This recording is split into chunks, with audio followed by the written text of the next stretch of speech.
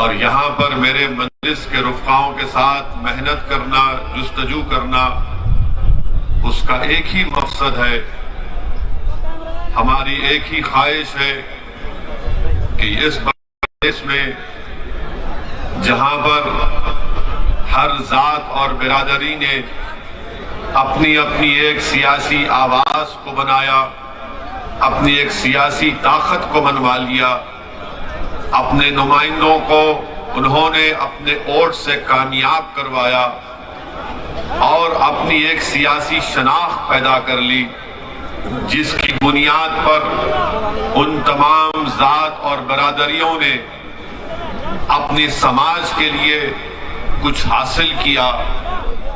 अगर कोई समाज इतनी बड़ी तादाद में रहने के बावजूद भी अगर उसने अपने लिए कुछ हासिल नहीं किया, अपने बच्चों के तालीम का इंतजाम नहीं कर पाए, जिन्होंने अपने मुस्तकबिल को रोशन नहीं कर पाए, जिस समाज की आंखों के सामने बाबरी मस्जिद को शहीद कर दिया गया, जिस समाज के सामने मस्जिद को शहीद करने वालों को कोर्ट ने किया, आपकी और हमारी आंखों ने मेरठ की सरजमीन पर हमने मलियाना का वो 70 से जायद मुसलमानों का कत्लेआम,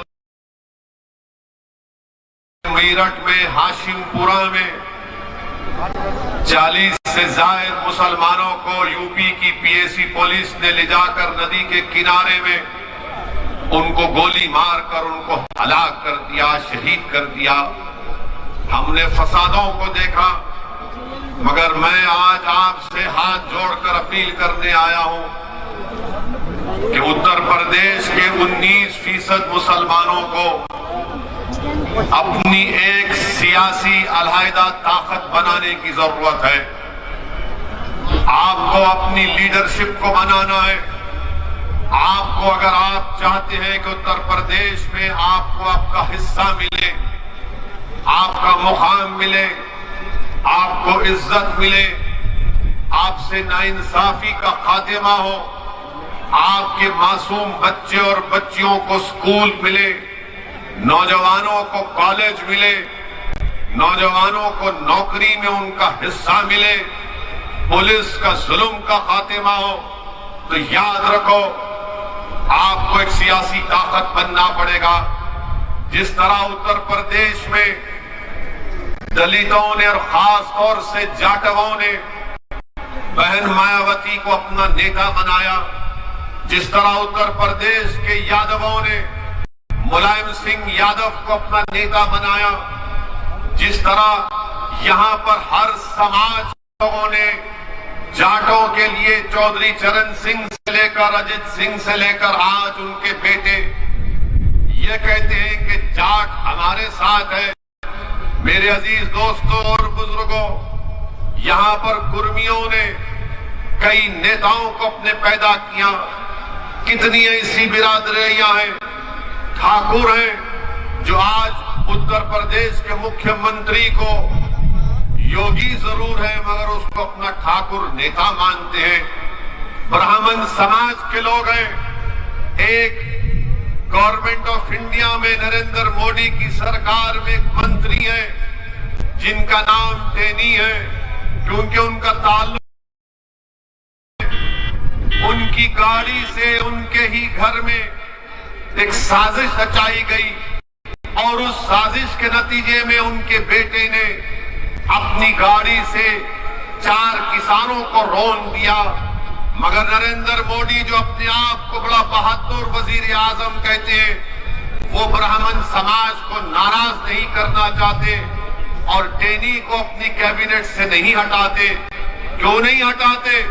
क्योंकि अगर मैं इसको हटाया तो उत्तर प्रदेश के ब्राह्मण समाज के लोग नाराज हो जाएंगे। अपने ही गाड़ी से उनके बेटे ने 4 किसानों को खत्म कर दिया। मैं आपको ये मिसालें इसलिए दे रहा हूं ताकि आपको अंदाजा हो जाए। आप जानकर तकलीफ भी होगी कि मलियाना का फसाद कब हुआ था। मलियाना का फसाद मई 34 साल हो गए। 70 मुसलमानों को गोली मारकर शहीद कर दिया गया था। अब तक मुकदमा खत्म नहीं हुआ है। 800 तारीख कोर्ट ने दी और हर तारीख 800 तारीख हो गई। माने क्रिमिनल तारीख बन गई कि 70 मुसलमानों को 34 साल पहले गोली मारकर शहीद कर दिया गया, कत्ल कर दिया गया। 34 साल में कांग्रेस की सरकार, 34 साल में बीएसपी की सरकार, 34 साल में समाजवादी की, बीजेपी की सरकार, मगर किसी ने भी उन मलियाना में रहने वालों से इंसाफ नहीं किया। मेरे अजीज दोस्तों और बुजुर्गों, याद रखो आंध्र प्रदेश में मुसलमान अगर सबसे कम ग्रेजुएट हैं तो मुसलमान है, सबसे ज्यादा ड्रॉप आउट है तो मुसलमान है, सबसे ज्यादा अगर जेलों में अंडर ट्रायल है तो मुसलमान है। 19% उत्तर प्रदेश में मुसलमान है और 28% जेल में अंडर ट्रायल है।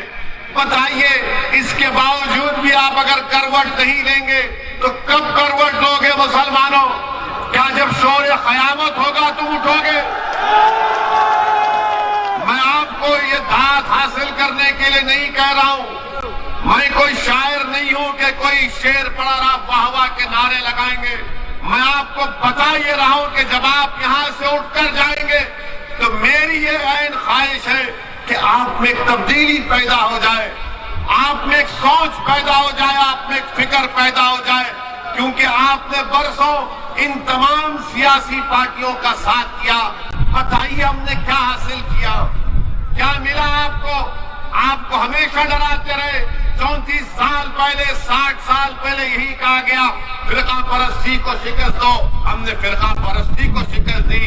कभी कहा गया जनसंघ को हराओ, हमने जनसंघ को हराया। फिर कहा कि आपने कांग्रेस से नाराज हुए तो बीएसपी का साथ किया, उनसे नाराज हुए तो समाजवादी का साथ किया। आखिर आपने अपनी क़यादत क्यों नहीं बनाई?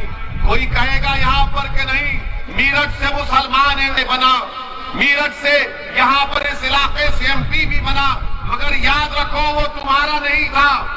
मुसलमान समाजवादी में भी है, मुसलमान बीएसपी में भी है, मुसलमान कांग्रेस में भी है, मुसलमान बीजेपी में भी है। मगर बताओ, क्या वो मुसलमानों का नेता है? नहीं, वो समाजवादी का नेता है, बीएसपी का नेता है। आपको अपना नेता पैदा करना पड़ेगा जिसको आप फख्र से कह सकें कि हाँ ये मेरा नेता है। आपने जिताया इनको, मगर वो चले गए बीएसपी में। आपने जिताया उनको, एमपी बने, इलेक्शन हार गए तो किसी और दूसरी पार्टी के चौखट पर चले गए। मैं आपको ये बताने आया हूं कि आप अपने वोट से अपने नेता को बना सकते हैं। ये काम आपको करना और इंशाअल्लाह हम करेंगे। आपका साथ, आपका ताउन रहेगा तो यकीनन ये काम होगा। डरने और घबराने की जरूरत नहीं है। हर आदमी आता है हर पार्टी का। अभी मुझे बताया गया कि आज के जलसेआम में आने से पहले बाद समाजवादी के और बीएसपी के नेता आवाम को रोकना चाहते हैं, पुलिस के जरिए से चेकिंग करा रहे हैं। अरे आप क्यों चेकिंग करा रहे हैं? क्यों इस्तेमाल कर रहे हैं पुलिस को? समाजवादी बीएसपी के नेताओं, बताओ, क्या तुम मुसलमानों के नेता हो या तुम समाजवादी बीएसपी के नेता हो? वोट का जब मामला आएगा तो आकर कहेंगे कि हमको वोट दे दो। वोट का जब मामला आएगा हमको वोट दे दो, मगर जब बात आएगी शरीयत की तो गूंगे बन जाते हैं। जब बात आएगी मुसलमानों से इंसाफ की तो अंधे बन जाते हैं। जब बात आएगी CAA NRC की तो बहरे हो जाते हैं। अरे सब चीज पर हम बोलते हैं और जब इलेक्शन का मामला आता तो बोलते नहीं। ओवैसी भाषण तो अच्छा देता मगर बीजेपी को हराना, बीजेपी को हराना जरूर है, मगर क्या हम हराएंगे बीजेपी को या फिर उत्तर प्रदेश का हमारा हिंदू भाई हराएगा? डेटा है, आदादो शुमार है। पिछले 2019 के लोकसभा के चुनाव में 75% मुसलमानों ने बीएसपी और समाजवादी को वोट दिया।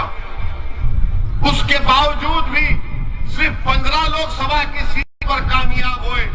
बाकी सीट पर बीजेपी कामयाब हो गई। किसकी वजह से हुई? आपने दिया बीजेपी को वोट? क्या आप देंगे बीजेपी को वोट? क्या नहीं है कि दोबारा योगी इस प्रदेश का मुख्यमंत्री ना बने? मगर ये कैसे होगा? क्या आपको यकीन नहीं है कि मजलिस बीजेपी को हरा नहीं सकती? यकीनन मजलिस बीजेपी को हरा सकती और हराएगी इंशाअल्लाह होगा। मगर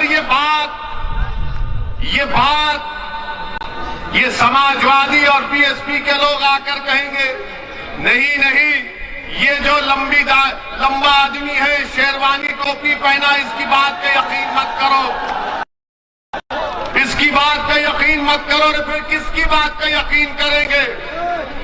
वो अखिलेश यादव समाजवादी पार्टी, मुजफ्फरनगर का फसाद हुआ, इंसाफ नहीं कर पाए। वो समाजवादी पार्टी जो सरकार में थी, स्लॉटर हाउसेस के लाइसेंस दे सकती थी, लाइसेंस नहीं दिया। वो समाजवादी पार्टी जो मुसलमानों से रिजर्वेशन का वादा किया, नहीं किया। आप किसकी बात का भरोसा करेंगे? हाँ, मुसलमान जीत सकता जरूर है, मगर आपका नेता नहीं बन सकता, आपका लीडर नहीं बन सकता। आपको अपना लीडर बनाना है। आपने सुना अभी कि हमारे भाई अतीक साहब गुजरात अहमदाबाद की जेल से अपना दर्द भरा पैगाम आप तक पहुंचा रहे हैं। हमारी बहन अपने शौहर का दर्द भरा पैगाम आपको पढ़कर सुना रही है। क्या किया इन्होंने? अतीक साहब ने क्या क्या नहीं किया इनके लिए? बदनामगी मोल ली इनके लिए, सत्ता दिलाई इनको और उनको जेल में डाल दिया गया। आजम खान जेल में है। क्या मुकदमा आजम खान पर? किस लिए जेल में डाला गया? कोई नहीं बोलेगा। मेरे अजीज दोस्तों और बुजुर्गों, मैं आपसे सिर्फ यही गुजारिश करने आया हूं कि इस चुनाव में आने वाले विधानसभा के असेंबली के इंतखाबात में उत्तर प्रदेश के मुसलमानों को अपना हिस्सा लेना है। आपको अपना हिस्सा लेना है और हिस्सा लेकर रहेंगे इंशाअल्लाह ताला। ये लड़ाई मजलिस की हिस्सेदारी की है। ये लड़ाई हमारी भीख की मांगने की लड़ाई नहीं है। हम अखिलेश यादव के बगल में ठहर कर फोटो लेने के मोहताज नहीं है। हमको तुम्हारे फोटोओं की जरूरत नहीं है। हमको हमारा हक चाहिए और हम हक लेकर आएंगे इंशाअल्लाह ताला। यकीनन बीजेपी को हराएंगे। किसने कहा नहीं हराएंगे? अभी हम सुन रहे थे कि मीडिया के लोगों ने हमको मैसेज भेजा कि उत्तर प्रदेश में किसी जगह पर नरेंद्र मोदी देश के वजीर आजम ने कहा कि गंगा एक्सप्रेसवे से सबको फायदा पहुंच जाएगा। गंगा एक्सप्रेसवे से भारत के प्रधानमंत्री ने कहा कि गंगा एक्सप्रेसवे से सबको फायदा पहुंच जाएगा। इतने 1000 करोड़ की मंजूरी दी। नरेंद्र मोदी जी मीरठ शहर में ट्रैफिक का प्रॉब्लम हल नहीं कर सके, वो गंगा एक्सप्रेसवे बनाएंगे। गंगा एक्सप्रेसवे बनाएंगे। कितना लंबा लंबा छोड़ते हैं। बिजली बम्बा बाईपास मीरठ का मोदी जी कब से बन रहा है? अखिलेश के जमाने से चल रहा है। वो मुकम्मल नहीं हुआ, मोदी जी बोले गंगा एक्सप्रेसवे बना दो। काम आज आप देखते हैं कि वजीर आजम बीजेपी के दौर में आज महंगाई आसमान को छू रही है। 14% इन्फ्लेशन रेट है। जीएसटी साबुन से लेकर बनियन तक जीएसटी नरेंद्र मोदी लगा दिए। अरे जीएसटी साबुन से लेकर बनियन तक। और फिर जो लोग फिक्स डिपॉजिट में पीपीएफ में इन्वेस्टमेंट किया, उनको क्या मिल रहा है वो सोच ले। जो मोदी के भक्त हैं, जो दिन रात मोदी मोदी करते हैं, मैं उनसे मुखातिब हूं, आपसे नहीं हूं। मैं उनको कह रहा हूं, शायद उनके कान में अगर मेरी बात पहुंच जाए तो उनके दिमाग के जाले साफ हो जाएंगे। और फिर खाना महंगा, तेल महंगा और आमदनी कुछ नहीं है। पेट्रोल डीजल की कीमतें आसमानों को छू रही है। आप बताइए, इतने महंगाई के दौर में गरीब आदमी 2 वक्त का खाना अपने बच्चों को, अपने माँ बाप को खिलाने के लिए परेशान है। मगर मोदी जी क्या कह रहे, मैं गंगा एक्सप्रेस से बना दूंगा, इतने 1000 करोड़ लगा दूंगा। अरे इन्फ्लेशन को कम कैसा करेंगे मोदी जी? कीमतें कैसा कम होगी वो बताइए ना। आपने बनियन पर जीएसटी, साबुन पर जीएसटी, आपने सब लगा दिया। क्या बचा बताइए? अब खाली सांस लेने पे जीएसटी लगना बाकी है। भारत के प्रधानमंत्री के पास इसका जवाब नहीं है। और फिर आजादी के बाद इतना फर्क आया है आमदनी के, इनकम इनइक्वालिटी में। अच्छे दिन की बात करने वाले कहां गए? बुरे दिन ही आ गए पूरे। नरेंद्र मोदी के पास इसका कोई जवाब नहीं है मेरे अजीज दोस्तों और बुजुर्गों। और फिर ये फेंकू, मालूम मुझे बोलने की जरूरत नहीं है। अब आप एक नया कानून ला रहे वजीर आजम के बच्चियों की शादी 18 साल में नहीं 21 साल में होगी। बच्चियों की शादी 18 साल में नहीं 21 साल में होगी। अब आप बताइए, 18 साल के कितने लोग हैं यहां पर? हाथ उठाओ।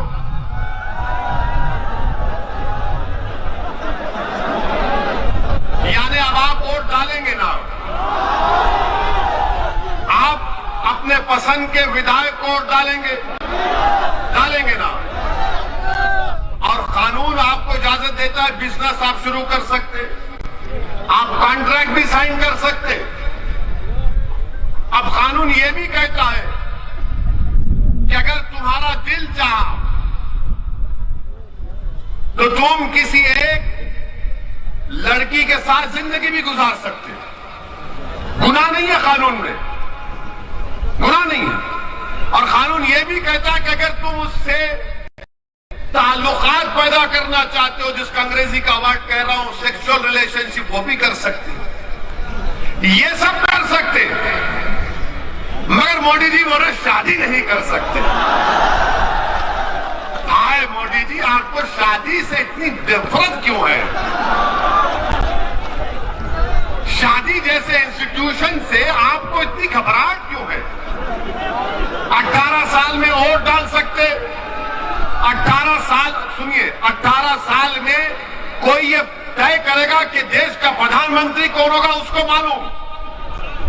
किसको मेरठ में वोट डालना उसको मालूम, किसको नहीं डालना उसको मालूम, किसको हराना उसको मालूम, कौन दल्ला है उसको मालूम, कौन जमीर फरोश है उसको मालूम, कौन मिल्लत का कौम का दुश्मन है उसको मालूम। मगर लड़की को भी मालूम, लड़के को भी मालूम, दोनों को मालूम। मगर मोदी जी बोले शादी 21 में ही करना। अब आप बताइए क्या कर रहे हैं? अच्छा, एक और कानून बनाने जा रहे हैं 18 से 21 साल का, मगर डेटा प्रोटेक्शन, यानी आपका जो सेल फोन है इसमें जो डेटा होता है, कानून मोदी जी ये बनाने जा रहे हैं कि अगर आप 18 साल के हैं तो अपना डेटा आप एक्सचेंज कर सकते हैं। यानी वो 18 साल में अपना डेटा एक्सचेंज करेगा, मगर अपने पसंद से लड़की शादी नहीं करेगी। मोदी जी शादी करने का इख्तियार नहीं है क्या? डेटा दे सकते, एक्सचेंज करेंगे, मगर शादी नहीं कर सकते। तो बोलेंगे बीजेपी वाले आज के भाषण के बाद ओवैसी और मुसलमान महिलाओं के हित में नहीं बात करते। बोलेंगे ये आए मुसलमान और ओवैसी महिलाओं के हित में बात नहीं करते। मोदी जी आप अंकल कब से बन गए हम लोगों के? आप देखते होंगे कि किसी महल्ले में अंकल होता है, अंकल का काम कुछ नहीं होता, बैठे रहते खाली, मारे चाहे क्या मारे। अंकल बोलते वहां क्यों जा जा रहे तुम? अंकल हर चीज पूछते, क्या खाए, क्या पहना, आज इतनी रात देर से क्यों आए? अब ये अंकल कह रहे हैं कि शादी भी कब करना? क्या खाना तो शुरू हो चुका है, ये नहीं खाएंगे वो खाना चाहिए, ये इबादत करना चाहिए वो इबादत नहीं करना चाहिए। अब ये पूरे बीजेपी के लोग अब शुरू हो जाएंगे टीवी पर 6 बजे से देखना। आप हमारा भड़काऊ भाषण अब हो गया, अब बोलेंगे ओवैसी महिलाओं के औरतों पर जुल्म करता है। अरे पहले ये तो बताओ, पहले ये तो बताओ, जब 18 साल में लड़की वोट दे सकती है तो क्या उसको नहीं मालूम किससे शादी करना नहीं करना?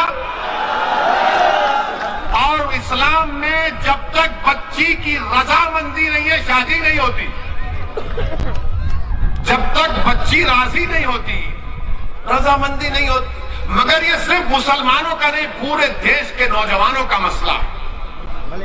हर मेरा मानना यह कि 18 साल का नौजवान, चाहे वो लड़की हो या लड़का हो, मैं रोज इनसे सीखता हूं कई चीजें। वो मुझे बताते कि देखो ये टेक्नोलॉजी है, इस तरह से आप काम करो फायदा होगा। हम इनको बच्चा नहीं समझना चाहिए। अच्छा मोदी जी, आपकी सरकार ने इन लड़कियों के लिए, महिलाओं के लिए क्या किया आपने? तो बीजेपी वाले बोलेंगे मोदी जी ने बेटी बचाओ बेटी पढ़ाओ किया। इसमें बेटी बचाओ बेटी पढ़ाओ में क्या था? पार्लियामेंट की स्टैंडिंग कमेटी की रिपोर्ट ये कहती है कि 446 करोड़ इस बेटी बचाओ बेटी पढ़ाओ को दिया गया, जिसमें से माशाल्लाह नरेंद्र मोदी की सरकार ने मोदी की तस्वीर का ऐड देने के लिए 80% पैसे खाली मोदी की तस्वीर में खर्च किए कि मोदी जी का ऐसा पोस्ट, कभी इसका हाथ रख रहे हैं कभी वहां हाथ रख रहे हैं। यानी 446 करोड़ में मीडिया को इश्तिहार 79% चला गया। अच्छा फिर ये बोलेंगे नहीं ओवैसी महिलाओं के खिलाफ है। मैं महिलाओं के खिलाफ नहीं हूं। अगर हमारे घर का हाल आपको मालूम होता तो आप ये बात नहीं करते। हम यहां पर भड़काऊ भाषण दे सकते, घर में गए तो गूंगे हो जाते अपने सामने, उनके सामने। अब आपको मालूम होगा कि महिलाओं का भारत में काम में, वर्क में, लेबर फोर्स में, वर्क पार्टिसिपेशन में 2005 में 26% महिला काम करती थी। मोदी जी 2020 में सिर्फ 16%। क्यों कम हुआ? क्यों कम हुआ? इसके पास इनका कोई जवाब नहीं है। और फिर ये बोलते नहीं वेस्टर्न कंट्रीज में ऐसा हो रहा है। सुनो बीजेपी वालों, हम जानते, हम थोड़ा पढ़ लिख कर आए। अमेरिका में एक प्रदेश है जहां पर बच्चियों को 14 साल की उम्र में शादी की इजाजत है। 14 साल की उम्र में। बर्तानिया में, ऑस्ट्रेलिया में 16 साल की उम्र में शादी की इजाजत है। न्यूजीलैंड में 16 और 19 साल के दरमियान में माँ बाप राजी है तो शादी हो जाती। और भारत में 18 साल में तो मोदी को वोट दे सकती है हमारी बेटियों, मगर तुम पसंद से अपनी शादी नहीं करोगे। अच्छा फिर ये बीजेपी वाले हमारे को बोलेंगे नहीं नहीं ओवैसी जो है बच्चों को ज्यादा पैदा करने के लिए मुखालिफत कर रहा है। तो बोलते हैं ना, आपको मालूम कि इनसे पूछिए टीएफआर क्या होता है ये संघियों से। हम एक टीवी प्रोग्राम में थे, टीवी प्रोग्राम में रिकॉर्डिंग में थे तो वहां बीजेपी के बड़े नेता बैठे थे। हमने कहा बताओ उत्तर प्रदेश में टीएफआर कितना है? बोले वो क्या होता? उत्तर प्रदेश में टीएफआर गिरा है सबका। यानी अगर आज 100 लोग पैदा हुए तो क्या उतने लोग मर रहे? तो जितने पैदा हो रहे हैं उत्तर प्रदेश में उससे ज्यादा लोग मर रहे हैं। उसको टीएफआर समझाने के लिए मोटा मोटा टीएफआर गिरा है, इनको पता ही नहीं है। भारत में टीएफआर गिरा है, बच्चे बहुत पैदा हो रहे, तो बच्चों का कानून बना दो बच्चों का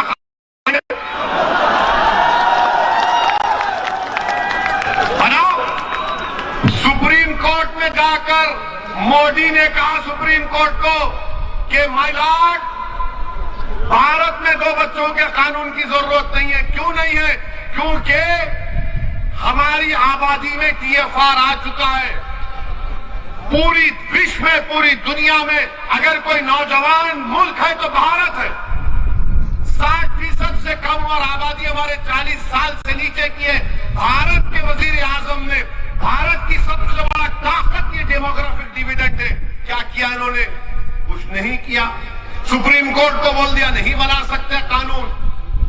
अब बोलेंगे नहीं नहीं, बच्चों को टाइम मिलना चाहिए बच्चे पैदा करने में। अरे तुम कौन होते डिसाइड करने वाले? वो बैठ के डिसाइड करेंगे कब पैदा करना नहीं करना। तो बोलेंगे नहीं, पढ़ाई कैसा होगी? अरे तुमने कौन सा कॉलेज खोला बताओ यूपी में? महिलाओं के लिए कौन सा कॉलेज खोला? क्या किया तुमने भारत में बताओ? कुछ नहीं किया। सिर्फ कानून बनाने जा रहे। देश के प्रधानमंत्री कानून बनाने जा रहे। मेरे अजीज दोस्तों और बुजुर्गों, फिर आप ये भी जानते हैं कि मजलिस के खिलाफ तो बहुत सी बात है। इनका उत्तर प्रदेश का डिप्टी CM जनाब मौर्य साहब, केशव प्रसाद मौर्य है ना? हाँ। अब उन्होंने कहा कि सर पे टोपी पहनने वाले, लुंगी पहनने वाले ये किसी को डराते थे। मौर्य जी, आपका समाज मौर्य है। आप हमारे बारे में सोचना छोड़ दो। आप, हम सर पे टोपी रखेंगे, चाहे आप कुछ भी कर लो, हम दाढ़ी छोड़ेंगे, मगर आप अपनी बात करो। बाबा ने आपको स्टूल पे बिठा दिया। बाबा ने इनको स्टूल पे बिठा दिया। बताओ, आप अपने मौर्य समाज के जिम्मेदार लीडर हैं। एक ठाकुर ने आपको स्टूल पर बिठा दिया और हमको बोल रहे हैं टोपी लूंगी। पहले अपने बारे में सोच लो आप। अच्छा, फिर उत्तर प्रदेश के बारे में बाबा बहुत बोलते हैं योगी। आपको मालूम होना चाहिए कि नीति आयोग की रिपोर्ट कहती है कि मेरठ में 21% लोग गरीब हैं, जिसमें गरीब में खाने को खाना नहीं है, स्कूल के लिए फीस नहीं है। ये नीति आयोग की रिपोर्ट है। अब कौन सा काम उत्तर प्रदेश में हो रहा है? अच्छा, फिर नरेंद्र मोदी बोलते सबका साथ, सबका विकास, सबका विश्वास। बनारस गए तो अपने भाषण में नरेंद्र मोदी ने औरंगजेब और शिवाजी का नाम ले लिया। आपने सुना ना कि क्या कहा? शिवाजी का नाम लिया। मोदी जी, क्या आप जानते शिवाजी की तारीख को? पूछो इन संघ परिवार के लोगों से, क्या तुम जानते शिवाजी की तारीख को? ये बोलेंगे शिवाजी मुसलमानों का खिलाफ था। नहीं था शिवाजी दीवाने। शिवाजी मुसलमानों का खिलाफ नहीं था। शिवाजी, पूछो इन बीजेपी वालों से कि शिवाजी की नेवी का चीफ कौन था, उसके बहरिया का? शिवाजी के तोप का चीफ कौन था? शिवाजी के साथ आगरा के किला में कौन था? शिवाजी जब आगरा के किला से भाग रहे थे तो कौन मुसलमान जिसका बेटा मुगलों ने उसको किडनैप कर लिया, अपनी जान दे दिया, ये पूरे के पूरे मुसलमान थे शिवाजी के साथ। मगर नरेंद्र मोदी बोलेंगे शिवाजी। नरेंद्र मोदी, आप शिवाजी को जाने नहीं। शिवाजी के साथ आपको मालूम है मदारी मेहतर मुसलमान, इब्राहिम खान, दौलत खान, सिद्दी हिलाल, ये पूरे। और शिवाजी को एक सूफी बुजुर्ग उसका नाम याकूब बाबा। मोदी जी, शिवाजी को अगर आप इतना मानते, बताओ आपके अतराफ में कौन मुसलमान है?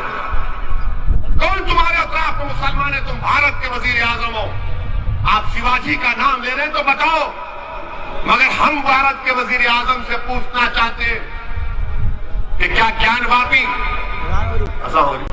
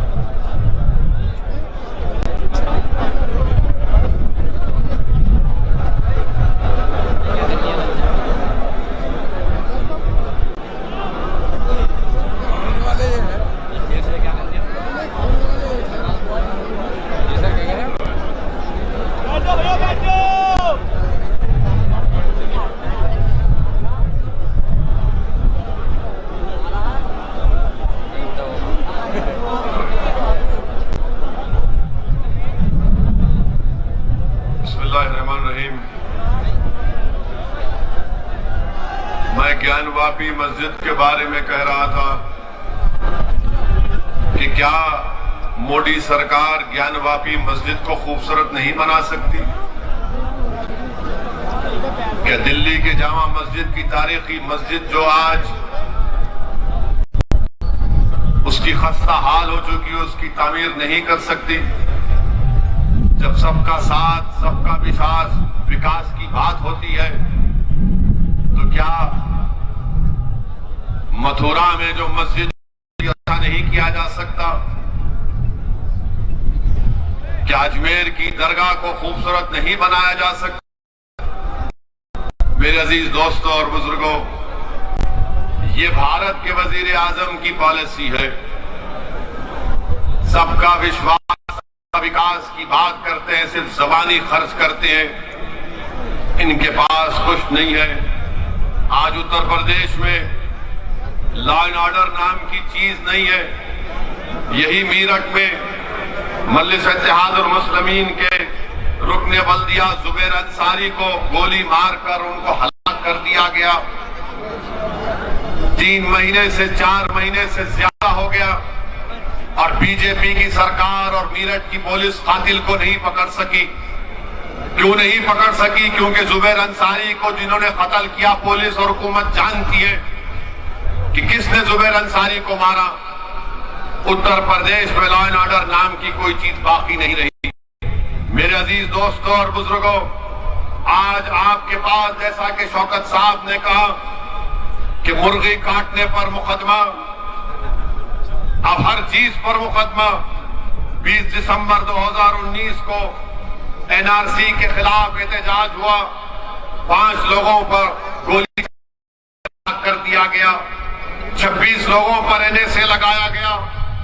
हमारे अंसारी बरादरी के लोग अपने पावरलूम इंडस्ट्री के लिए एक फ्लैट रेट की बात कर रहे हैं, तो सरकार नहीं करना चाहती। आम रिटर्निंग लाइसेंस नहीं दिया जाता। और फिर सबसे बड़ी बात यह कि अमित शाह ने 2012 में मीरठ को आकर ये वादा किया था यहाँ के वकीलों से कि मीरठ में हाई कोर्ट की ब्रांच डाली जाएगी, बेंच डाला जाएगा। उसका भी वादा नहीं पूरा कर सके। बताइए, आप रुककर मीरठ में अमित शाह ने कहा था 2017 में कि यहां पर मीरठ में हाई कोर्ट की एक बेंच डाली जाएगी, वो भूल गए। हर एतबार से बीजेपी ने जो 5 साल का मौका उत्तर प्रदेश की जनता ने उनको दिया, वो उसमें नाकाम साबित हुए। मेरे अजीज दोस्तों और बुजुर्गों, मेरी आपसे गुजारिश है कि डरने और घबराने की जरूरत नहीं है। लोग आकर कहते रहेंगे कि वोट डालना है, यकीनन डालिए वोट, मगर आपको अब की बार अपनी पार्टी मजलिस इत्तेहादुल मुस्लिमीन को कामयाब करना है। आपको हिम्मत से और हौसले के साथ मजलिस के उम्मीदवारों को कामयाब करना है। याद रखिए कि भारत हो या उत्तर प्रदेश हो, हम अपने मुल्क की जमहूरियत को उसी वक्त मजबूत करेंगे जब हम अपनी अलहदा सियासी लीडरशिप को पैदा करेंगे। मुसलमानों की आवाज भारत की संसद में, उत्तर प्रदेश की विधानसभा में उठनी चाहिए। जब तक आप अपने मसाइल को नहीं उठाएंगे, बताइए, शिकायत मुझे आपसे कि अल्ताफ को मार दिया गया कासगंज में, फैसल को मार दिया गया उन्नाव में, जुबैर अंसारी को गोली मार दी गई। बताइए, ये जुल्म का खात्मा कब होगा? ये नाइंसाफियों का खात्मा उस वक्त होगा जब आप मुत्तहिद होकर अपनी एक सियासी ताकत को बनाएंगे। हाँ, मैं जानता हूं उत्तर प्रदेश में आए दिन कोई ना कोई वाकया मुसलमानों पर जुल्म किया जाता है, मगर मेरे अजीज दोस्तों और बुजुर्गों, याद रखो कि मक्का की सरजमीन है, मक्का की सरजमीन है, बिलाल हबशी है, और हजरत बिलाल उमैया बिन खल्फ के गुलाम है, और हजरत यासिर बिन अम्मार को कोड़े मारे जा रहे हैं। उमैया बिन खल्फ यासिर बिन अम्मार रज़ी अल्लाह तआला अन्हु को कोड़े मारता है, थक जाता है। अबू जहल मारता है, थक जाता है। अबू लहब मारता है, थक जाता है। और फिर उमैया बिन खल्फ हजरत बिलाल हबशी से कहता है कि बिलाल अब तुम मारो, तुम ताकतवर हो। हजरत बिलाल परेशान है, इस्लाम कबूल कर चुके हैं। हजरत अम्मार के करीब जाते हैं तो हजरत अम्मार कहते हैं कि बिलाल आप भी मुझे 2-3 कोड़े मार दीजिए, मगर ये मत कहिए कि आपने इस्लाम को कबूल कर लिया। मार लो मुझे भी 2-3 कोड़े तुम। उमैया बिन खल्फ जो उनका जिन्होंने हजरत बिलाल को खरीदा था, वो पुकार कर कहता है बिलाल मारो इसको। हजरत बिलाल हजरत अम्मार बिन यासर की तरफ देखते, अबू लहब की तरफ देखते, हजरत अम्मार बिन यासर की तरफ देखते, उमैया बिन खल्फ की तरफ देखते, हजरत यासर बिन अम्मार की तरफ हजरत बिलाल देखते और अबू जहल की तरफ देखते हैं और पुकार कर कहते कि सुनो यासर बिन अम्मार, जब तुम उस अल्लाह वहदहु शरीक को मानने वाले हो, जब तुम रसूलुल्लाह सल्लल्लाहु अलैहि वसल्लम के गुलामी का ऐलान कर चुके, तो जब तुम अल्लाह के दीन के लिए कोड़े खा सकते हो तो बिलाल भी तुम्हारे लिए कोड़े खाएगा। और पुकार कर उमैया बिन खल्फ को कहते हैं कि अकेला यासर बिन अम्मार कोड़े नहीं खाएगा, बिलाल भी कोड़े खाएगा और तुम्हारी मुसीबत का मुकाबला करेगा। मेरे अजीज दोस्तों और बुजुर्गों, कभी भी हालात से मायूस मत हो। अल्लाह कुरान में फरमाता ला तक़नतु मिन रहमतिल्लाह, कि अल्लाह की रहमत से मायूस मत हो। हजरत बिलाल को कैसी तकलीफ दी जाती थी मक्के की सरजमीन पर, रेत पर लिटाकर गरम गरम पत्थर हजरत बिलाल की पीठ पर रख दिए जाते। रसूलुल्लाह सल्लल्लाहु अलैहि वसल्लम ने जब हजरत बिलाल की तकलीफ देखी तो आंख में आंसू आए रहमतुल्लाह अलमीन के और दुआ की, अल्लाह हजरत बिलाल के पर कुछ आजाद कर दे इस तकलीफ से। सिद्दीक अकबर कहते और रसूलुल्लाह सल्लल्लाहु अलैहि वसल्लम की आंख में आंसू देखकर कहते कि या रसूलुल्लाह आपकी आंख में आंसू कैसे हैं? तो रसूलुल्लाह सल्लल्लाहु अलैहि वसल्लम फरमाते हैं कि मैं बिलाल की तकलीफ को बर्दाश्त नहीं कर सकता, कि है कि जो बिलाल को खरीद कर आजाद कर दे। सिद्दीक अकबर जाते हैं, हजरत अब्बास से कहते हैं जो इस वक्त तक इस्लाम नहीं कबूल किए, उनसे कहते हैं कि जाओ उमैया बिन खल्फ से बात करो कि उसको आजाद करें और क्या कीमत होगी हम दे देंगे। उमैया बिन खल्फ राजी नहीं होता। सिद्दीक अकबर जब आकर कहते हैं कि मैं खरीदना चाहता हूं, आजाद करना चाहता हूं हजरत बिलाल को, तो सालिम उमैया बिन खल्फ कहता है कि मैंने 50 दिनार में हजरत बिलाल को खरीदा, 1000 दिनार देना पड़ेगा और तुम्हारे पास जो दो रूमी गुलाम है उसको भी देना पड़ेगा। सिद्दीक अकबर राजी होते हैं। हजरत बिलाल को जब उठाते तो हजरत बिलाल, सीरत की किताबों में आया कि हजरत बिलाल जिस तरह हम सजदे में होते हैं उस तरह सजदे में गिरे हुए और जिस्म पर गरम गरम पत्थर लगे हुए और खून बह रहा है। सिद्दीक अकबर हजरत बिलाल को उठाते, अपने घर को लेकर जाते, उनकी सफाई करते, कपड़े पहनाते और उनसे कहते हैं कि चलो। हजरत बिलाल रोना शुरू कर देते हैं।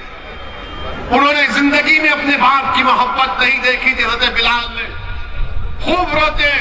तो सिद्दीक अकबर उनसे कहते हैं कि बिलाल यहीं पर रो लेना, आका के सामने नहीं रोना, मैं दुनिया का रोना देख सकता हूं। रसूलुल्लाह सल्लल्लाहु अलैहि वसल्लम के आंख में आंसू को बर्दाश्त नहीं करता।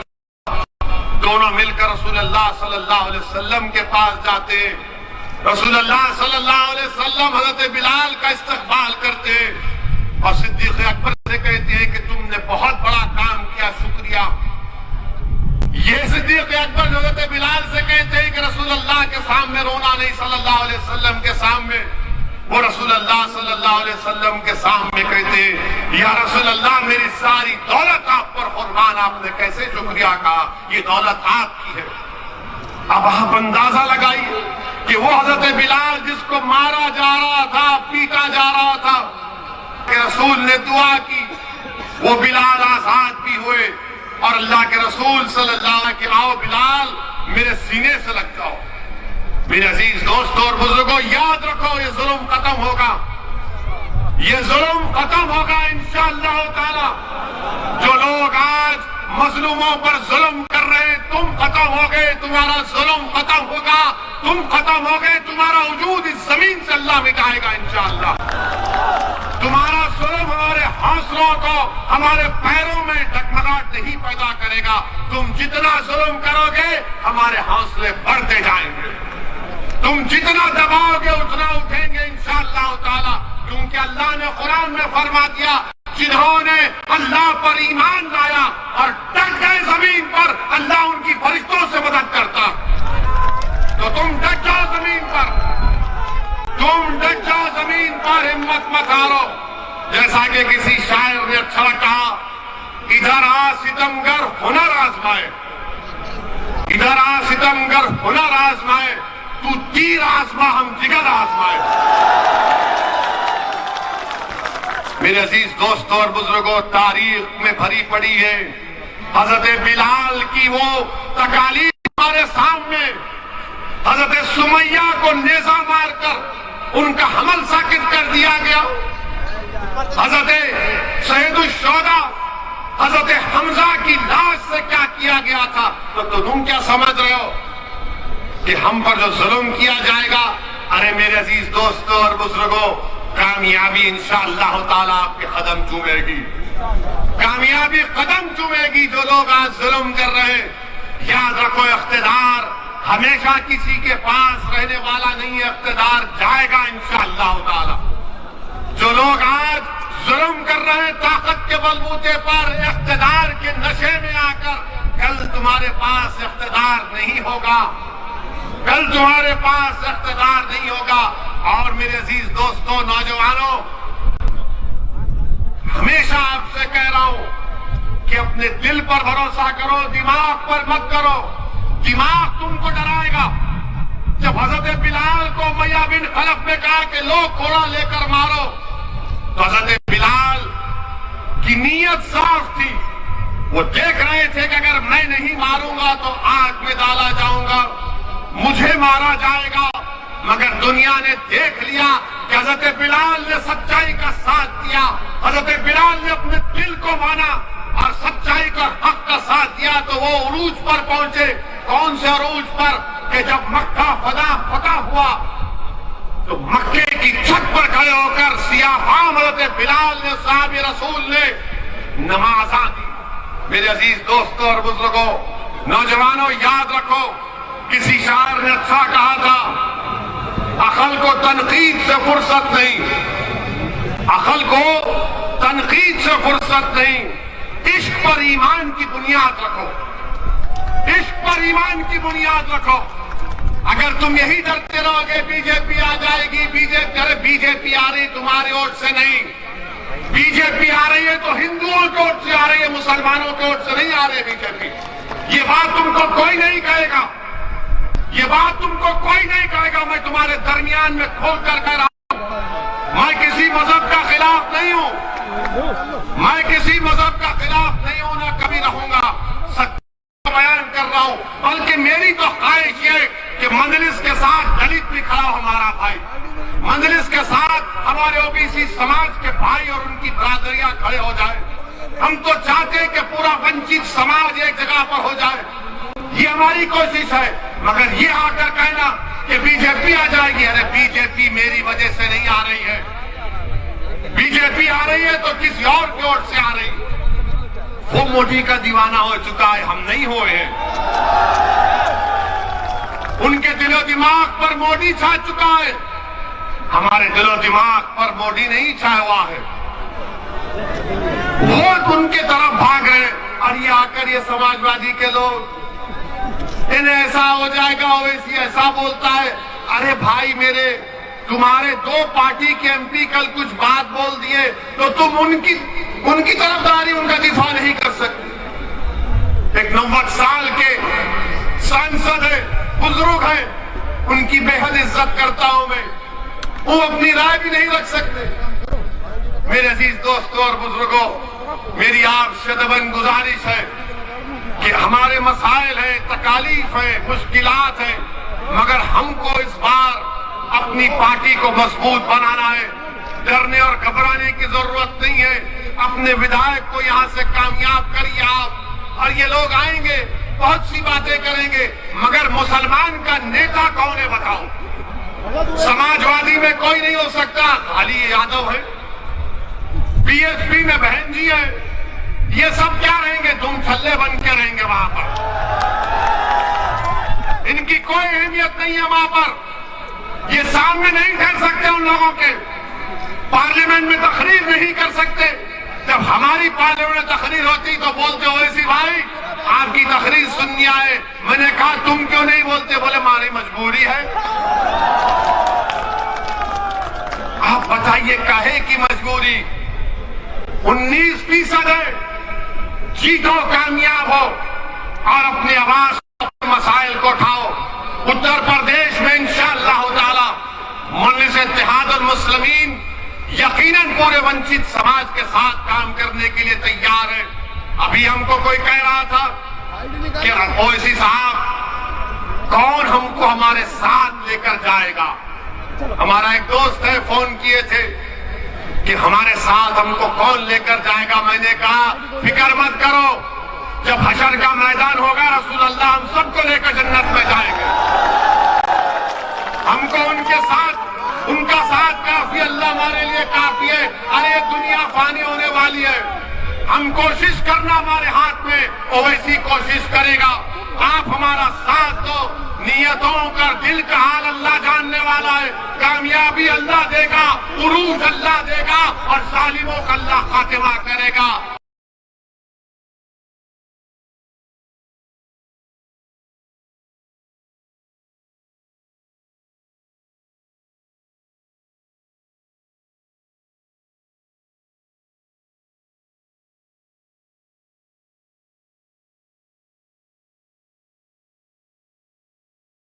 काटफ साहब, मौलाना एजाज साहब, हाजी साहिद साहब, गुलाम साबिर साहब जनरल सेक्रेटरी यूपी, हाजी शाहिद खाजी अंसारी वेलफेयर सोसाइटी के सदर हैं, मोअज़्ज़िज़ हाज़रीन इकराम, बुजुर्गान मिल्लत, मेरे नौजवान साथियों, आपका बेहद शुक्रिया कि आपने आज अपना कीमती वक्त निकालकर मजलिस इत्तेहादुल मुस्लिमीन के इस जलसे आम में शिरकत की।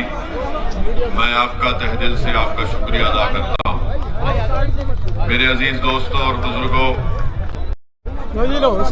नौजवान साथियों, अभी आपने मजलिस इत्तेहादुल मुस्लिमीन के जिम्मेदारों से बसीद और अफरोज खिरख्ताबाद को सुना। मैं आपसे गुजारिश करने आया हूं और आपको ये बताने आया हूं और आपको ये तयख्खुन देने आया हूं कि मैं उत्तर प्रदेश को अपनी जाती अनानियत के लिए नहीं आया हूं। मैं उत्तर प्रदेश में अपनी मकबूलियत में इजाफा करने के लिए नहीं आया हूं। मैं अगर उत्तर प्रदेश को आया हूं और इंशाअल्लाह आता रहूंगा, सिर्फ मेरा मकसद एक ही है और अल्लाह सुब्हानहू व तआला मेरी नीयत से वाकिफ है।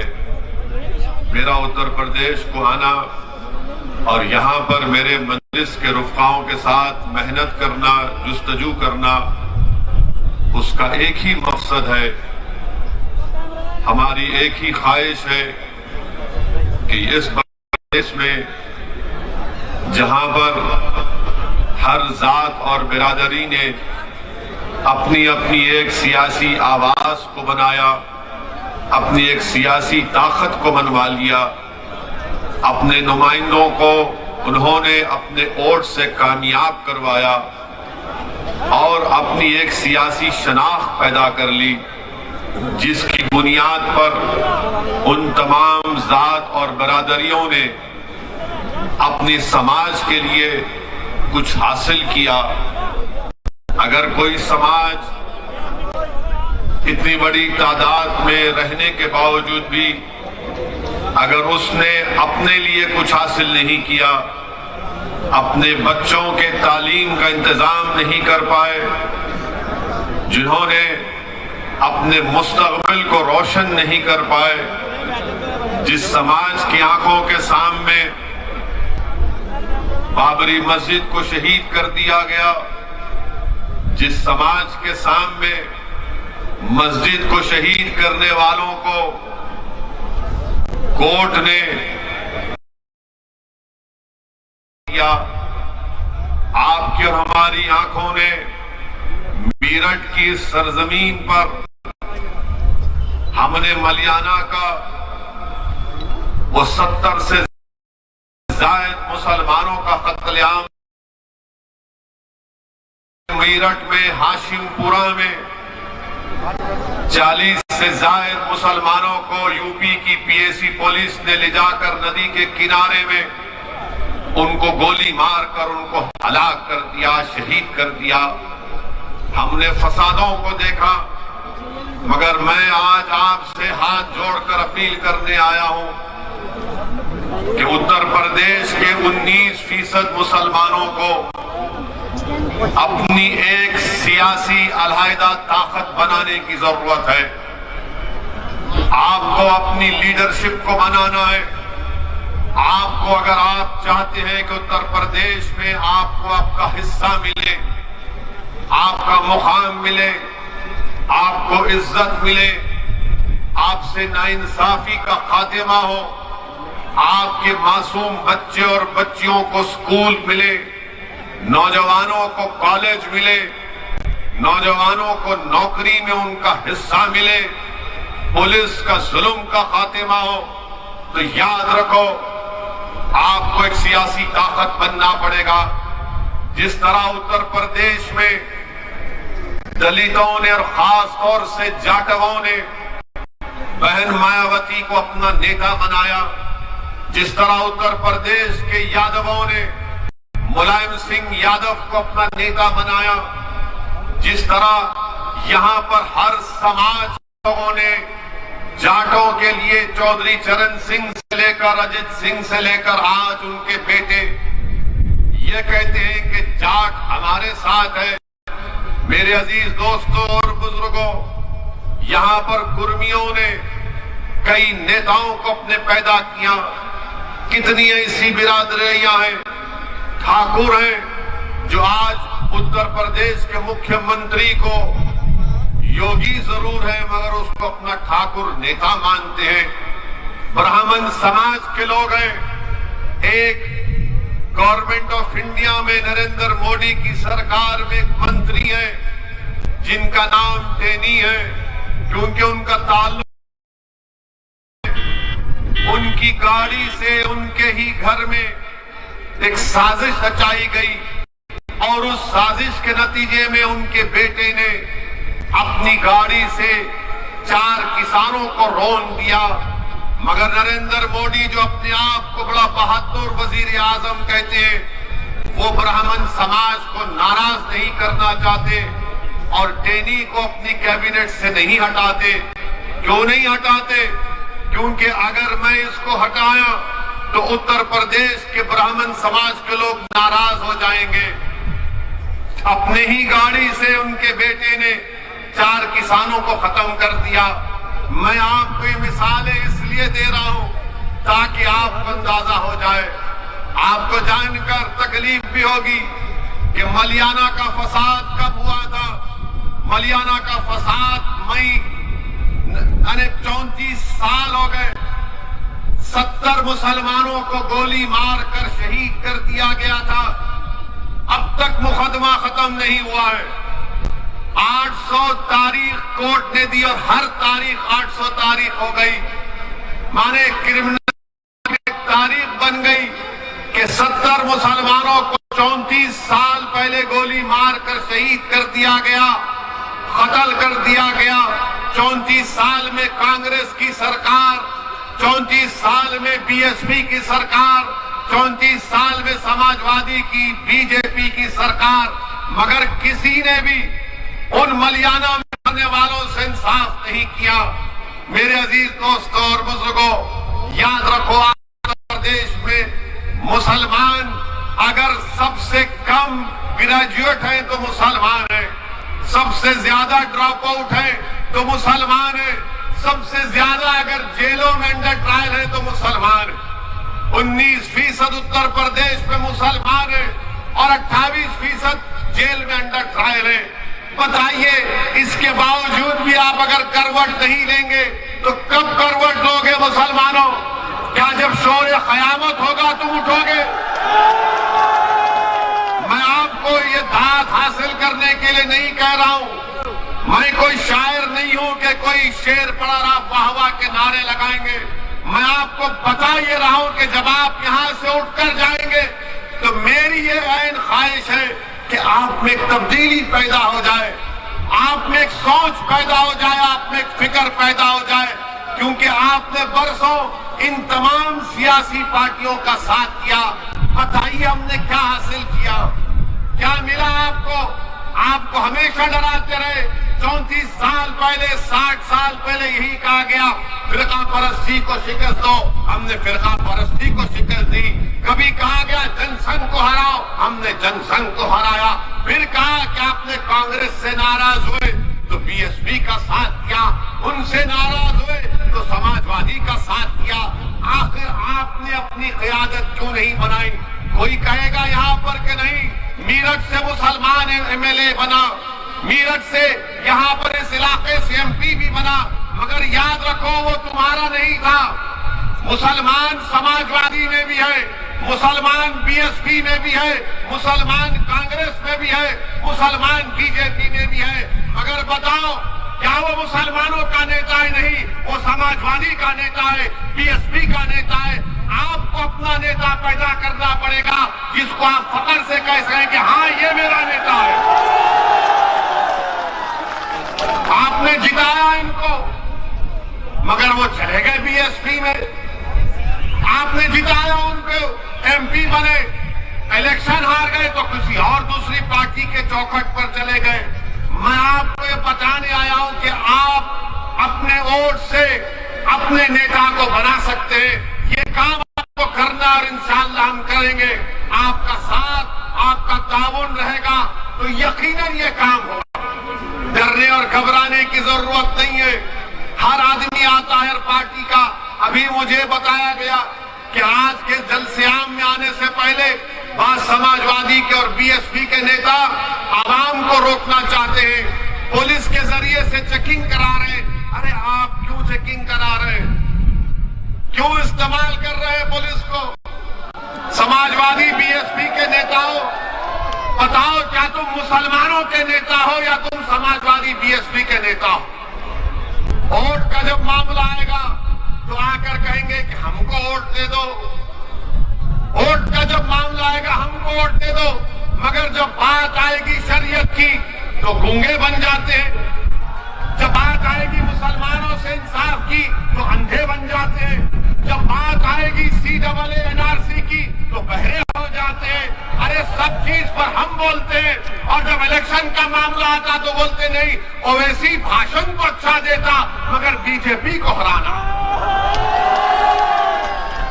बीजेपी को हराना जरूर है, मगर क्या हम हराएंगे बीजेपी को या फिर उत्तर प्रदेश का हमारा हिंदू भाई हराएगा? डेटा है, आदादोशुमार है कि पिछले 2019 के लोकसभा के चुनाव में 75% मुसलमानों ने बीएसपी और समाजवादी को वोट दिया। उसके बावजूद भी सिर्फ 15 लोकसभा की सीट पर कामयाब हुए, बाकी सीट पर बीजेपी कामयाब हो गई। किसकी वजह से हुई? आपने दिया बीजेपी को वोट? क्या आप देंगे बीजेपी को वोट? क्या नहीं है कि दोबारा योगी इस प्रदेश का मुख्यमंत्री ना बने? मगर ये कैसे होगा? क्या आपको यकीन नहीं है कि मजलिस बीजेपी को हरा नहीं सकती? यकीनन मजलिस बीजेपी को हरा सकती और हराएगी इंशाअल्लाह होगा। मगर ये समाजवादी और बीएसपी के लोग आकर कहेंगे नहीं, ये जो लंबा आदमी है, शेरवानी टोपी पहना, इसकी बात पे यकीन मत करो, इसकी बात पे यकीन मत करो। और फिर किसकी बात पे यकीन करेंगे? वो अखिलेश यादव समाजवादी पार्टी, मुजफ्फरनगर का फसाद हुआ, इंसाफ नहीं कर पाए। वो समाजवादी पार्टी जो सरकार में थी, सुलाकर हाउस के लाइसेंस दे सकती थी, लाइसेंस नहीं दिया। वो समाजवादी पार्टी जो मुसलमानों से रिजर्वेशन का वादा किया, नहीं किया। आप किसकी बात का भरोसा करेंगे? हाँ, मुसलमान जीत सकता जरूर है, मगर आपका नेता नहीं बन सकता, आपका लीडर नहीं बन सकता। आपको अपना लीडर बनाना है। आपने सुना अभी कि हमारे भाई अतीक साहब गुजरात अहमदाबाद की जेल से अपना दर्द भरा पैगाम आप तक पहुंचा रहे हैं। हमारी बहन अपने शौहर का दर्द भरा पैगाम आपको पढ़कर सुना रही है। क्या किया इन्होंने? अतीक साहब ने क्या क्या नहीं किया इनके लिए? बदनामगी मोल ली इनके लिए, सत्ता दिलाई इनको और उनको जेल में डाल दिया गया। आजम खान जेल में है। क्या मुकदमा आजम खान पर किस लिए जेल में डाला गया? कोई नहीं बोलेगा। मेरे अजीज दोस्तों और बुजुर्गों, मैं आपसे सिर्फ यही गुजारिश करने आया हूं कि इस चुनाव में आने वाले विधानसभा के असेंबली के इंतखाबात में उत्तर प्रदेश के मुसलमानों को अपना हिस्सा लेना है। आपको अपना हिस्सा लेना है और हिस्सा लेकर रहेंगे इंशाअल्लाह ताला। ये लड़ाई मजलिस की हिस्सेदारी की है। ये लड़ाई हमारी भीख की मांगने की लड़ाई नहीं है। हम अखिलेश यादव के बगल में ठहर कर फोटो लेने के मोहताज नहीं है। हमको तुम्हारे फोटोओं की जरूरत नहीं है। हमको हमारा हक चाहिए और हम हक लेकर आएंगे इंशाअल्लाह ताला। यकीनन बीजेपी को हराएंगे। किसने कहा नहीं हराएंगे?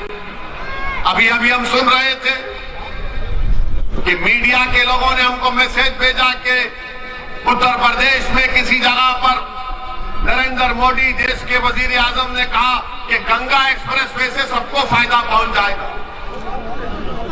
गंगा एक्सप्रेसवे से भारत के प्रधानमंत्री ने कहा कि गंगा एक्सप्रेसवे से सबको फायदा पहुंच जाएगा। इतने 1000 करोड़ की मंजूरी दी।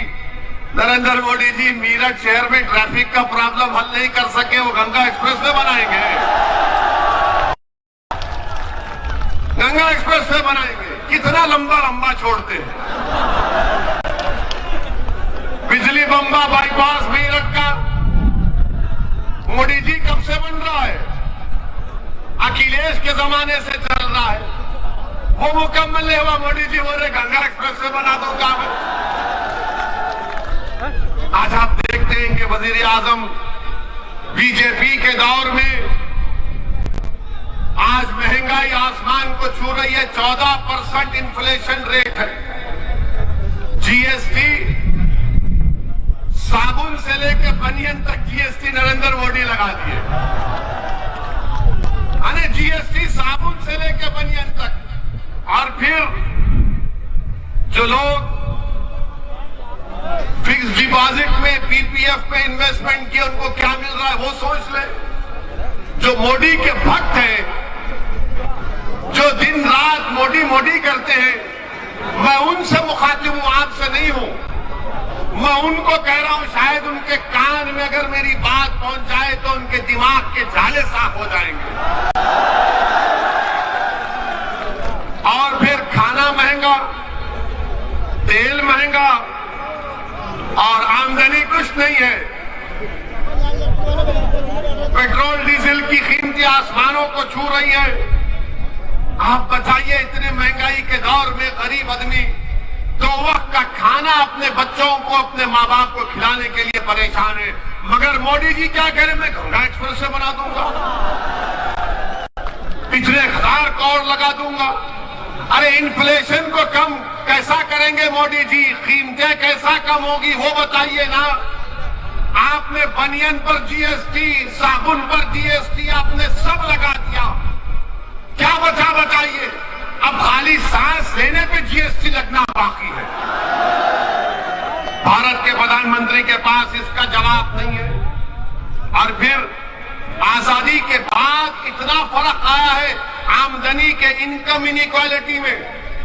अच्छे दिन की बात करने वाले कहां गए? बुरे दिन ही आ गए पूरे। नरेंद्र मोदी के पास इसका कोई जवाब नहीं है मेरे अजीज दोस्तों और बुजुर्गों। और फिर ये फेंकू मालूम मुझे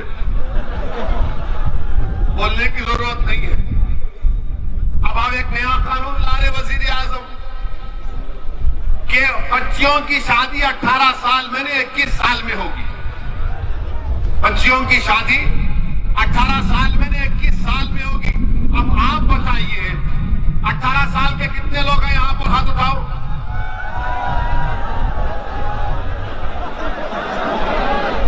यानी अब आप वोट डालेंगे ना, आप अपने पसंद के विधायक को वोट डालेंगे ना।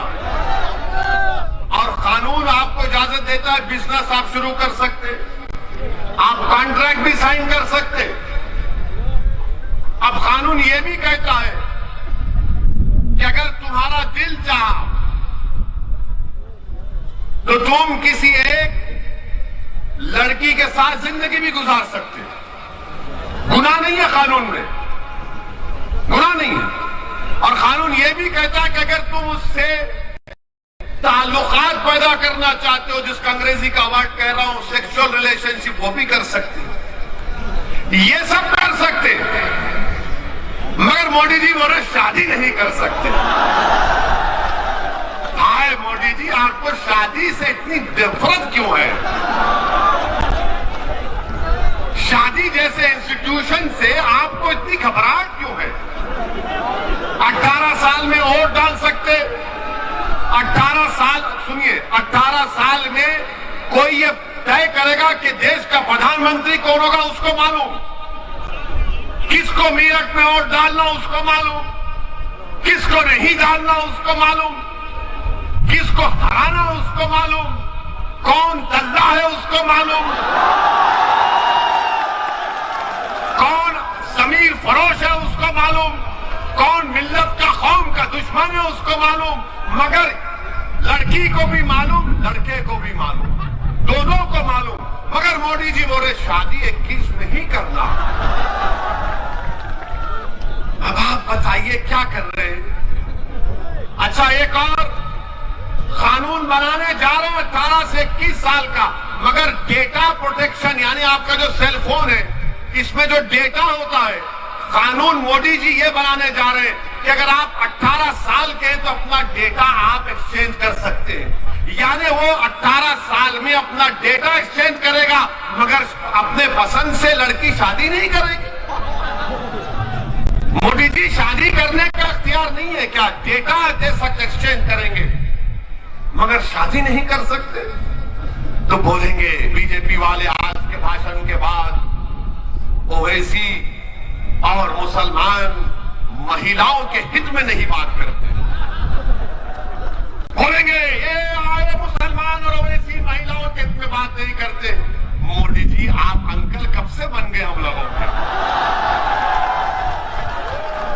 आप देखते होंगे कि किसी महल्ले में अंकल होता है, अंकल का काम कुछ नहीं होता, बैठे रहते खाली, चाय मारे चाय क्या मारे। अंकल बोलते वहां क्यों जा रहे तुम? अंकल हर चीज पूछते, क्या खाए, क्या पहना आज, इतनी रात देर से क्यों आए।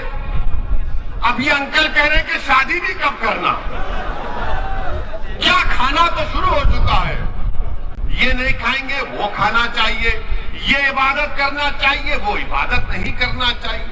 अब ये पूरे बीजेपी के लोग अब शुरू हो जाएंगे टीवी पर 6 बजे से देखना। आप हमारा भड़काऊ भाषण अब हो गया, अब बोलेंगे ओवैसी महिलाओं के औरतों पर जुल्म करता है। अरे पहले ये तो बताओ, पहले ये तो बताओ, जब 18 साल में लड़की वोट दे सकती है तो क्या उसको नहीं मालूम किससे शादी करना नहीं करना? और इस्लाम में जब तक बच्ची की रजामंदी नहीं है शादी नहीं होती, जब तक बच्ची राजी नहीं होती रजामंदी नहीं होती। मगर ये सिर्फ मुसलमानों का नहीं, पूरे देश के नौजवानों का मसला। हर मेरा मानना यह कि 18 साल का नौजवान, चाहे वो लड़की हो या लड़का हो, मैं रोज इनसे सीखता हूं कई चीजें। वो मुझे बताते कि देखो ये टेक्नोलॉजी है, इस तरह से आप काम करो फायदा होगा। हम इनको बच्चा नहीं समझना चाहिए। अच्छा मोदी जी, आपकी सरकार ने इन लड़कियों के लिए, महिलाओं के लिए क्या किया आपने? तो बीजेपी वाले बोलेंगे मोदी जी ने बेटी बचाओ बेटी पढ़ाओ किया। इसमें बेटी बचाओ बेटी पढ़ाओ में क्या था? पार्लियामेंट की स्टैंडिंग कमेटी की रिपोर्ट ये कहती है कि 446 करोड़ इस बेटी बचाओ बेटी पढ़ाओ को दिया गया, जिसमें से माशाल्लाह नरेंद्र मोदी की सरकार ने मोदी की तस्वीर का ऐड देने के लिए 80% पैसे खाली मोदी की तस्वीर में खर्च किए कि मोदी जी का ऐसा पोस्ट, कभी ऐसा हाथ रख रहे हैं, कभी वहां हाथ रख रहे हैं। यानी 446 करोड़ में मीडिया को इश्तिहार 79% चला गया। अच्छा, फिर ये बोलेंगे नहीं ओवैसी महिलाओं के खिलाफ है। मैं महिलाओं के खिलाफ नहीं हूं। अगर हमारे घर का हाल आपको मालूम होता तो आप ये बात नहीं करते। हम यहां पर भड़काऊ भाषण दे सकते, घर में गए तो गूंगे हो जाते अपने सामने, उनके सामने। अब आपको मालूम होगा कि महिलाओं का भारत में काम में, वर्क में, लेबर फोर्स में, वर्क पार्टिसिपेशन में 2005 में 26% महिला काम करती थी। मोदी जी 2020 में सिर्फ 16%। क्यों कम हुआ? क्यों कम हुआ? इसके पास इनका कोई जवाब नहीं है। और फिर ये बोलते नहीं वेस्टर्न कंट्रीज में ऐसा हो रहा है। सुनो बीजेपी वालों, हम जानते, हम थोड़ा पढ़ लिख कर आए। अमेरिका में एक प्रदेश है जहां पर बच्चियों को 14 साल की उम्र में शादी की इजाजत है। 14 साल की उम्र में। बर्तानिया में, ऑस्ट्रेलिया में 16 साल की उम्र में शादी की इजाजत है। न्यूजीलैंड में 16 और 19 साल के दरमियान में मां बाप राजी है तो शादी हो जाती। और भारत में 18 साल में तो मोदी को वोट दे सकती है हमारी बेटियों, मगर तुम पसंद से अपनी शादी नहीं करोगे। अच्छा, फिर ये बीजेपी वाले हमारे को बोलेंगे नहीं नहीं ओवैसी जो है बच्चों को ज्यादा पैदा करने के लिए मुखालिफत कर रहा है। बोलते हैं ना। आपको मालूम कि इनसे पूछिए टीएफआर क्या होता है ये संघियों से। हम एक टीवी प्रोग्राम में थे, टीवी प्रोग्राम में रिकॉर्डिंग में थे, तो वहां बीजेपी के बड़े नेता बैठे थे। हमने कहा बताओ उत्तर प्रदेश में टीएफआर कितना है? बोले वो क्या होता? उत्तर प्रदेश में टीएफआर गिरा है सबका। यानी अगर आज 100 लोग पैदा हुए तो क्या उतने लोग मर रहे? तो जितने पैदा हो रहे हैं उत्तर प्रदेश में उससे ज्यादा लोग मर रहे हैं। उसको टीएफआर समझाने के लिए मोटा मोटा टीएफआर गिरा है, इनको पता ही नहीं है। भारत में टीएफआर गिरा है, बच्चे बहुत पैदा हो रहे, तो बच्चों का कानून बना दो, बच्चों का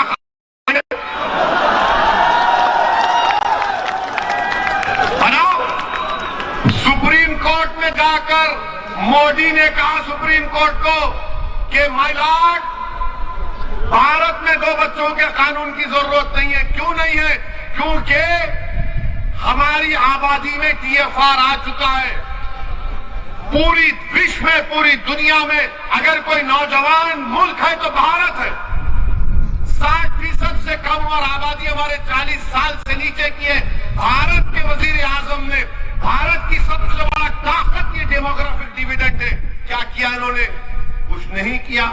सुप्रीम कोर्ट को बोल दिया नहीं बना सकते कानून। अब बोलेंगे नहीं नहीं बच्चों को टाइम मिलना चाहिए बच्चे पैदा करने में। अरे तुम कौन होते डिसाइड करने वाले? वो बैठ के डिसाइड करेंगे कब पैदा करना नहीं करना। तो बोलेंगे नहीं पढ़ाई कैसा होगी? अरे तुमने कौन सा कॉलेज खोला बताओ यूपी में? महिलाओं के लिए कौन सा कॉलेज खोला? क्या किया तुमने भारत में बताओ? कुछ नहीं किया। सिर्फ कानून बनाने जा रहे। देश के प्रधानमंत्री कानून बनाने जा रहे। मेरे अजीज दोस्तों और बुजुर्गों, फिर आप ये भी जानते कि मजलिस के खिलाफ तो बहुत सी बात है। इनका उत्तर प्रदेश का डिप्टी सीएम जनाब मौर्य साहब, केशव प्रसाद मौर्य है ना?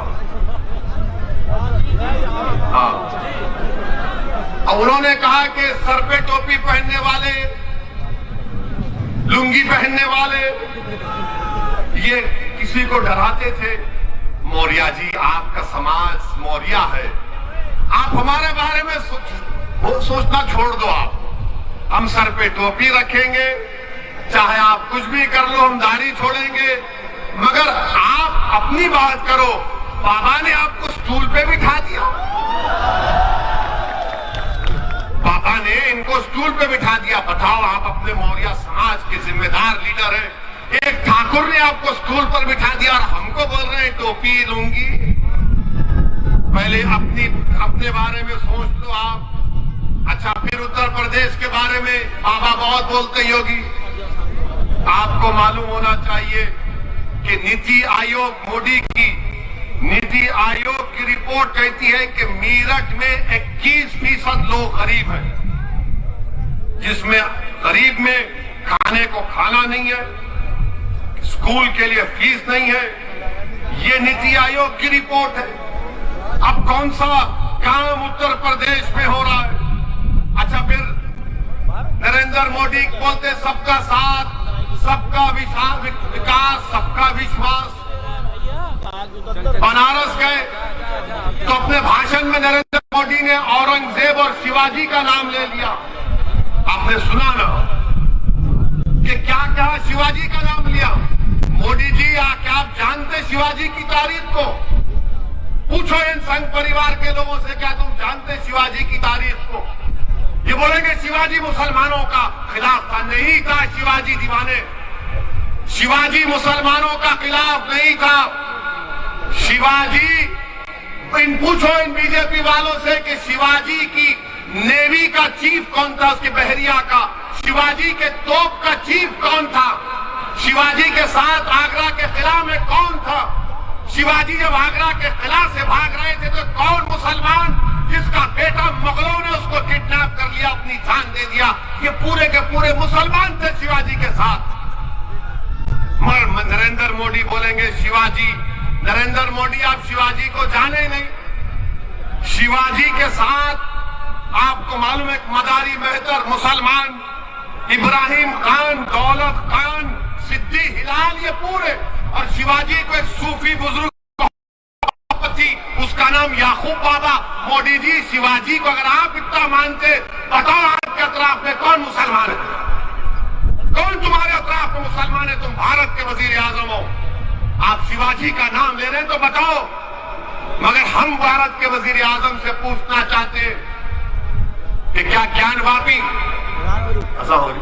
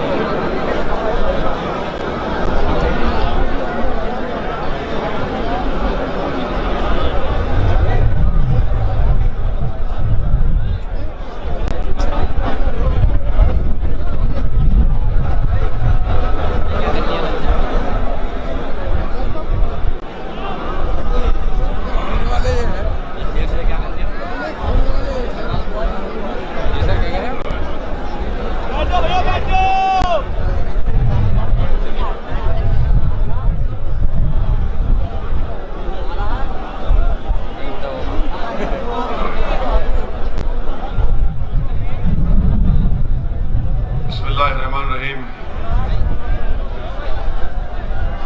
मैं ज्ञानवापी मस्जिद के बारे में कह रहा था